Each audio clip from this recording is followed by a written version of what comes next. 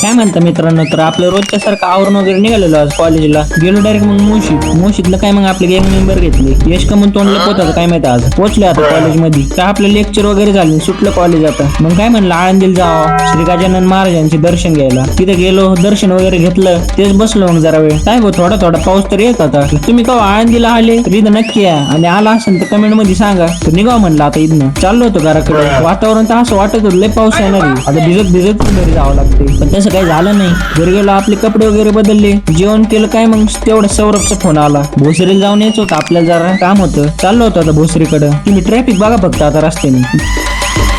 Pass झालं, तुम्हाला सगळं दाखवत बसलो तर इथंच रात्र होईल. पोहोचलो आता योगेश बुक डेपो मध्ये. इथं आपल्याला प्रॅक्टिकल बुक घ्यायचं होतं जरा आपल्या, ते घेऊन चाललो होतो. परत पावसाचं वातावरण झालं. तर तुम्ही का भोसरीच्या गार्डनला आलात का नक्की कमेंट मध्ये सांगा. पोहोचलो आता घराकडे. यांनी मला घरी सोडलंय, गेले दोघं पण. काय मग संध्याकाळ झाली, शंतनू आला. मग शंतनू मी गेलो डायरेक्ट छत्रपती संभाजी महाराजांच्या मूर्ती पाशी. आलेत आता इथं. पाहू शकता तुम्ही, मूर्ती तर लय भारी दिसत होती. तिथे बसलो जरा वेळ. तिथे बरेच पोरं क्रिकेट खेळत होते. जवळ तुम्ही मूर्ती पाहू शकता, लय मोठी. तर कावा तरी इथं पण एकदा येऊन जावा, आणि जर आला असेल तर नक्की कमेंट मध्ये सांगा. तर आता अंधार पडायला लागलेलं तर निघा म्हणलं घराकडे. आता चाललो होतो आता घराकडे. काय मग शंतनू सोडलं आपल्याला घरी. आजच्या ब्लॉग मध्ये एवढं. चला भेटू आता पुढच्या ब्लॉग मध्ये. Bye bye.